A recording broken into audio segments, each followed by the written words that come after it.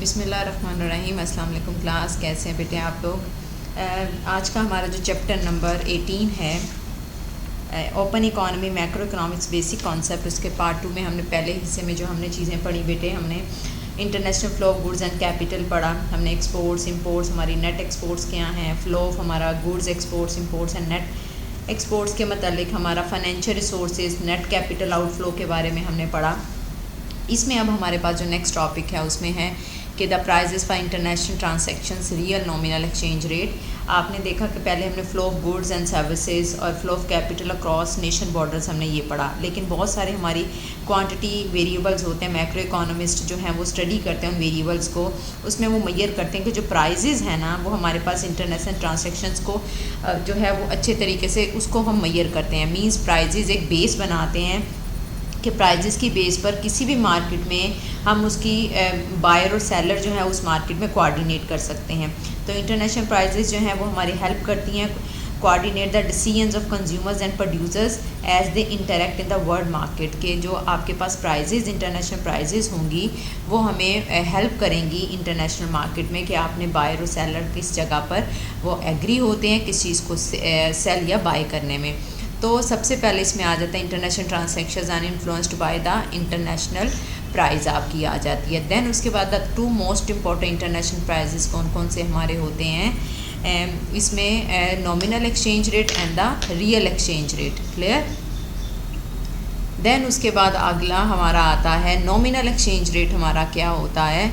Nominal exchange rate is the rate at which a person can trade the currency of one country for the currency of another. Means कि आप अपनी currency से दूसरे मुल्क की currency से जाके जो एक्सचेंज करते हैं वो आपका नॉमिनल एक्सचेंज रेट कहलाता है। देन उसके बाद nominal exchange rate is express in two ways, in unit of foreign currency per $1 and in units of $, per 1 unit of the foreign currency. कि आपका ये नहीं देखें कि आपकी करेंसी जो है वो कितने पैसों से या कितने आपकी करेंसी के यूनिट्स जाते हैं $1 के लिए, तो ये आपका नॉमिनल एक्सचेंज रेट कहलाता है।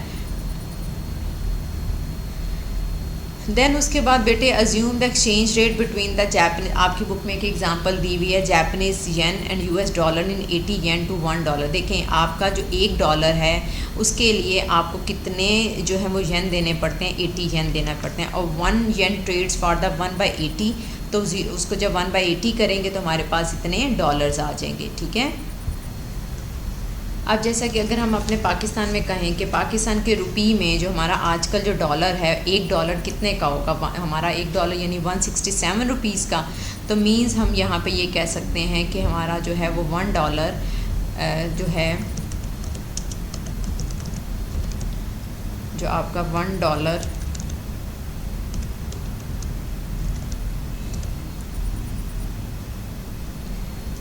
जो है वो हम ट्रेड्स करते हैं कितने? 167 पाकिस्तानी रुपीस। क्लियर होगी बात? तो मीन्स आपका नॉमिनल एक्सचेंज रेट क्या होता है कि आपका कितना आपने $1 के आपका इन units of foreign currency per 1 US$ आपका ये नॉमिनल एक्सचेंज रेट कहलाता है। अच्छा बेटे, नॉमिनल एक्सचेंज रेट में जो एक बहुत इंपॉर्टेंट आपकी एक चीज़ है उसको कहते हैं एप्रिसिएशन क्या होती है और डेप्रिसिएशन क्या होती है। Appreciation refers to an increase in the value of currency as measured by the amount of foreign currency it can buy. कि जब आपकी करेंसी आप जो हैं वो इंक्रीज़ हो जाती है वैल्यू आपकी करेंसी की, और आप amount of foreign currency it can buy कि आप जो है वो ज़्यादा अमाउंट ऑफ करेंसी जो है वो बाहर की जो है वो आप बाय कर सकते हैं, वो आपकी अप्रिसिएशन कहलाती है। डेप्रिसिएशन क्या होती है?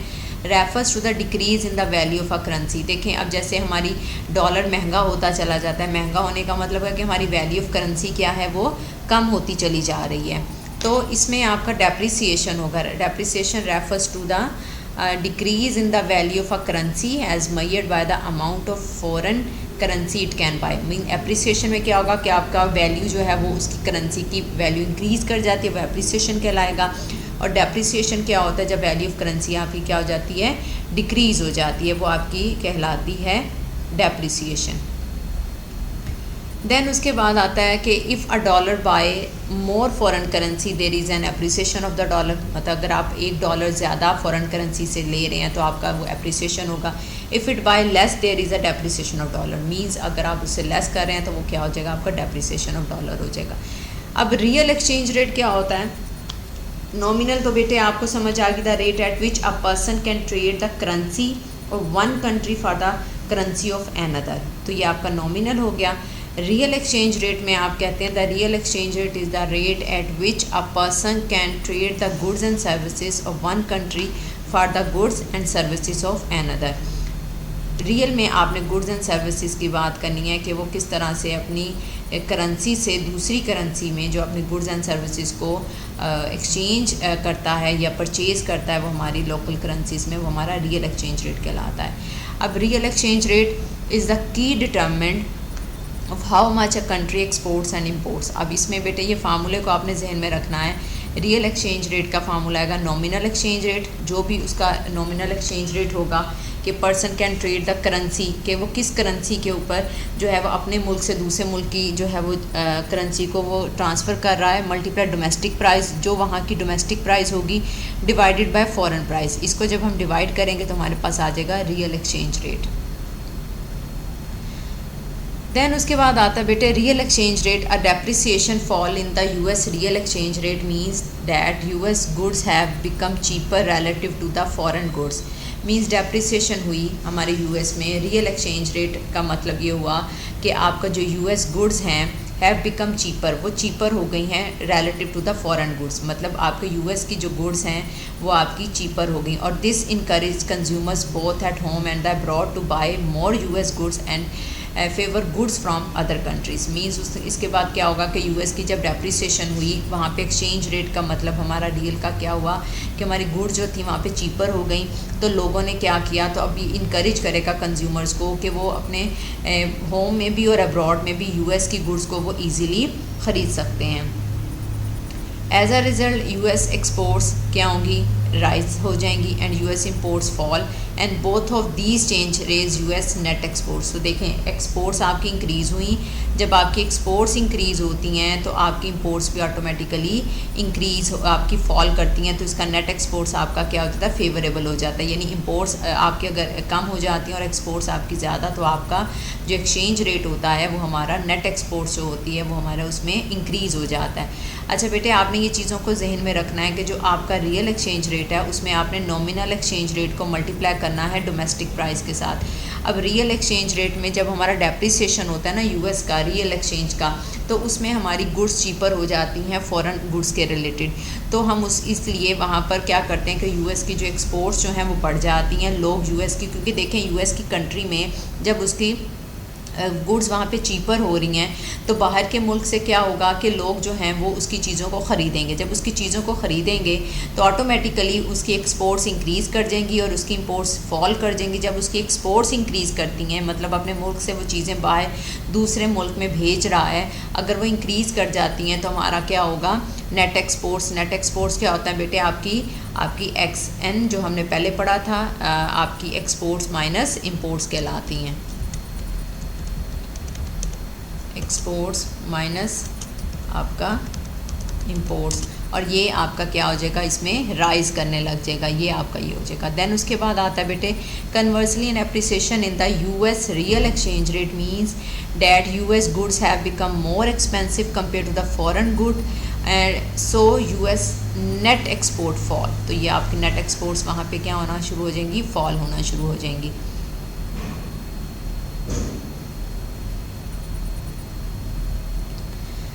देन बेटे इसमें सबसे ज़्यादा जो बहुत इंपॉर्टेंट हमारा आगे एक थ्योरी आती है एक्सचेंज रेट से डिटर्मिनेशन, उसको हम कहते हैं purchasing power parity. Purchasing power parity क्या होता है, the purchasing power parity theory is the simplest. जो इकोनॉमिस्ट जो थे हमारे, purchasing power parity is the simplest and the most widely accepted theory explaining the variations of currency exchange rate. बेटे economist जो थे उन्होंने डेवलप किया बहुत सारे मॉडल्स के किस तरह से एक्सचेंज रेट को हम डिटर्मिन कर सकते हैं। तो उसमें emphasise just some of many forces at work. तो उसमें सबसे पहले जो बेसिक थ्योरी हमने डेवलप करी हुई इकोनॉमिस्ट ने वो है purchasing power parity. Actually parity का मतलब होता है इक्वालिटी। इक्वालिटी की बात होती है। और ये प्रिंसिपल, ये जो हमारी थेरी है, ये बेस ही करती है लॉ ऑफ वन प्राइस के ऊपर, कि आपकी एक प्राइस जो है वो चार्ज हो, आपकी फ़ॉरेन में भी और आपकी अपने मुल्क में भी। तो जब वो एक ही प्राइस चार्ज होगी ना बेटे, तो उसमें हम कहेंगे परचेजिंग पावर पैरिटी। पैरिटी का मतलब है equality, and the purchasing power क्या होता है, refers to the value of money in the term of the quality of goods it can buy. Means कि आपकी क्वालिटी ऑफ गुड्स है कि आप कितनी वैल्यू ऑफ मनी है आपके पास कि आप वो क्वालिटी ऑफ गुड जो है वो आप बाय कर सकते हैं, आपकी परचेजिंग पावर कहलाती है। ठीक है, कि आपके पास कितनी कुव्वत है, कितनी आपकी कुव्वत ख़रीद है, कि आपके पास पैसों में कितनी वैल्यू है कि आप जो है वो क्वालिटी ऑफ जो है अपनी गुड जो है वो ख़रीद सकते हैं। तो परचेजिंग पावर पैरिटी को हम इस तरह से कह सकते हैं कि a unit of currency must have the same real value in every country, कि आपका एक करेंसी की वैल्यू जो है वो सेम होनी चाहिए इन एवरी कंट्री। तो परचेजिंग पावर हमारे पास क्या होती है, पैरिटी मीन्स इक्वालिटी, और परचेजिंग पावर क्या होती है कि आपने क्वालिटी ऑफ गुड्स जो है ना वो बाय करनी है, कि आपके पास कितनी वैल्यू ऑफ मनी है। तो परचेजिंग पावर पैरिटी की डेफिनेशन बन जाती है, is the simplest and most widely accepted theory explaining the variations of currency exchange rates.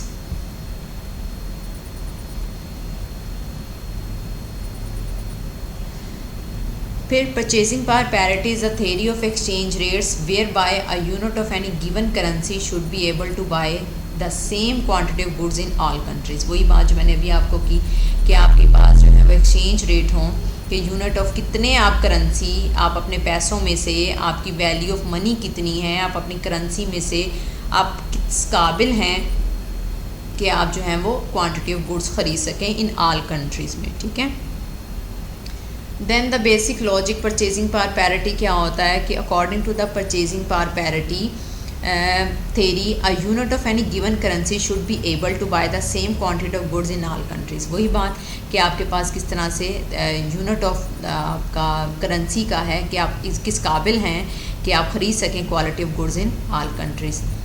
The theory of purchasing power parity is based on a principle is called the law of one price. वही बात मैंने अभी आपको बताई कि आप क्या कहलाते हैं, बेस्ड ऑन द प्राइस, एक ही प्राइस होगी। According to the law of one price a good must sell for the same price in all location. Means आपकी जो गुड है वो तमाम लोकेशंस में एक ही प्राइस में जो है वो सेल होगी।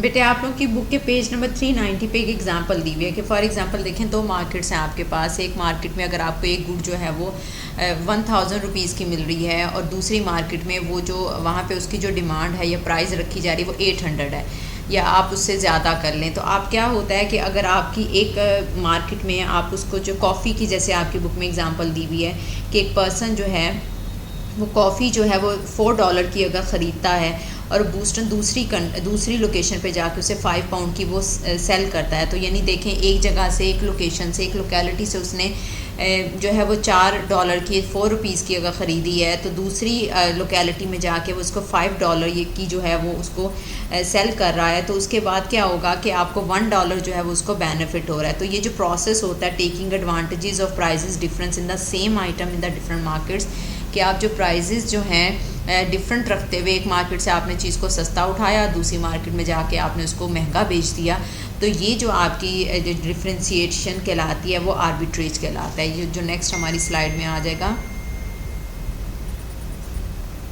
The law of one price one not true, unexploited profit opportunities would exist. Means देखें कि आपकी प्रॉफिट अपॉर्चुनिटीज़ जो हैं वो एग्जिस्ट कर रही होती हैं। जैसे एक मार्केट से आपने उसको सस्ता ख़रीदा और दूसरी मार्केट में जाके आपने उसको महंगा कर दिया, तो आपके प्रॉफिट अपॉर्चुनिटीज़ मौजूद होती हैं। The process of taking advantage of difference in prices in different market is called the arbitrage, कि आपने एक मार्केट में उसको महंगा जो है वो सस्ता ख़रीदते हुए दूसरी मार्केट में आपने उसको महंगा अगर बेचा है, तो आपको वहाँ पर जो बेनिफिट होता है, जो एडवांटेज होता है प्रॉफिट का, प्रॉफिट अपॉर्चुनिटीज़ पाई जाती हैं, उसको हम जो है वो आर्बिट्रेज कहा जाता है। इफ़ आर्बिट्रेज अगर तो बेटे आर्बिट्रेज जो होता है, यानी आपको उसका बेनिफिट का, प्राइजेस का जो है वो अगर मौजूद है, तो देन आपके पास basic logic of purchasing power parity में अगर हमारे आर्बिट्रेज अकर करते हैं, आर्बिट्रेज क्या होता है कि डिफरेंस हमारी प्राइजेस होती हैं जो हमारी डिफरेंट मार्केट्स में जो है वो हम उसको अपना एडवांटेज, प्रॉफिट एडवांटेज के तौर पर हम उसको यूज़ करते हैं। अगर तो ये आर्बिट्रेज हमारा अकर कर रहा होता है, eventually prices are differ in two markets with necessary coverage. According to the theory, the purchasing power parity currency must have the same purchasing power in all countries and exchange rate move to the insured at means exchange rate यहाँ पे बेटे purchasing power parity में अगर एक country में या एक market में अगर आप गुड को जो है वो सस्ता ख़रीदते हैं तो सेकंड मार्केट में आप उसको जाके सेल करते हैं महंगा, तो आपकी फोर्सेस जो हैं वो इस तरीके से डेवलप हो जाती हैं परचेजिंग पावर पैरिटी में कि आपकी जो दोनों जो मार्केट्स हैं वहाँ पे आपकी प्राइस जो है वो एक सेम पॉइंट पे आ जाती है। तो इट मीन्स हम ये कह सकते हैं कि purchasing power of the dollar is always the same at home and abroad, कि आपकी तो परचेजिंग पावर अगर होम में और अब्रॉड में दोनों में सेम होगी then the exchange rate can not change, तो हमारा एक्सचेंज रेट जो होगा वो चेंज नहीं होगा। The nominal exchange rate between the currencies of two countries must reflect the difference prices level in these countries. Means अगर आपका नॉमिनल एक्सचेंज रेट जो है दो कंट्रीज़ के दरमियान रिफ्लेक्ट करता है हमारा प्राइस लेवल को, कि हमारी प्राइस लेवल कैसी है दोनों कंट्रीज़ में। उसके बाद when the central bank prints, implications कहाँ पे होती हैं, when the central bank prints large quantities of money the money losses value both in term of the goods and services. जब बहुत ज़्यादा, देखिए हमने वही बात पहले की थी बेटे कि जब वैल्यू ऑफ मनी बहुत ज़्यादा हम प्रिंट कर लेते हैं तो उससे आपकी क्या होती है, क्वांटिटी ऑफ मनी को हम ज़्यादा जब जनरेट होती है तो हमारी वैल्यू ऑफ मनी उससे क्या हो जाती है, कम हो जाती है। तो value of both in term of goods and services it can bye and in term of the amount of the currency it can buy. Means आपकी दोनों सूरतों में आपकी जो है वो वैल्यू उसकी क्या हो जाती है, गिर जाती है। बेटे आपकी बुक में ये ग्राफ बना हुआ है, रेड लाइन जो है वो आपकी प्राइस लेवल है और आपकी मनी सप्लाई है,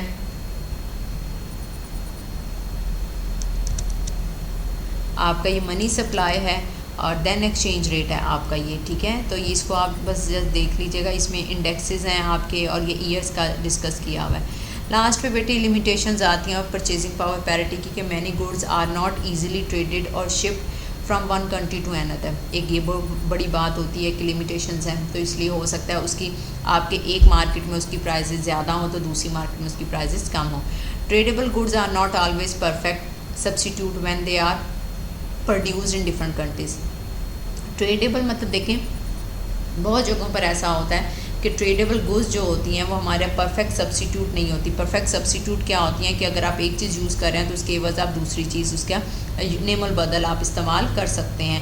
तो ट्रेडेबल गुड्स में ज़रूरी नहीं होता कि हर चीज़ आपका परफेक्ट सब्स्टिट्यूट आपको मिले और जो कि प्रोड्यूस हो रही होती हैं डिफरेंट कंट्री। हो सकता है एक मुल्क में जो है वो आपकी जो चीज़ प्रोड्यूस हो रही है वो किसी दूसरे मुल्क में वो वैसी प्रोड्यूस ना हो। तो बेसिकली बेटे परचेजिंग पावर पैरिटी को मैं एट द एंड इसको इस तरह से समराइज़ करती हूँ कि परचेजिंग पावर पैरिटी जो है ये हमारे प्राइजेस को जो डिटर्मिन करने के लिए हमारा ये एक थेरी है, डेवलप की गई है, जो कि इक्वालिटी की बात करती है। आपकी पैरिटी का मतलब ही इक्वालिटी है और परचेजिंग पावर क्या होती है कि आपकी कितनी क़ुव्वत ख़रीद है, कितना आप जो है वो value of money in term of the quantity of goods it can buy, कि आप कितनी परचेजिंग पावर उस सूरत हाल में आप उसको ले सकते हैं अगर आप एक कंट्री में। और इसमें बेटे ये हमारी परचेजिंग पावर पैरिटी एक ही प्रिंसिपल के ऊपर फॉलो करती है, बेस्ड करती है, वो है law of the one price, कि आपकी अपनी मार्केट में भी और आपकी दूसरी मार्केट में भी आपकी प्राइस क्या होगी, एक ही चार्ज होगी, दोनों में इक्वल प्राइस चार्ज होंगी। दैन उसके बाद बेटे अब फर्दर आगे इसमें समरी हैं,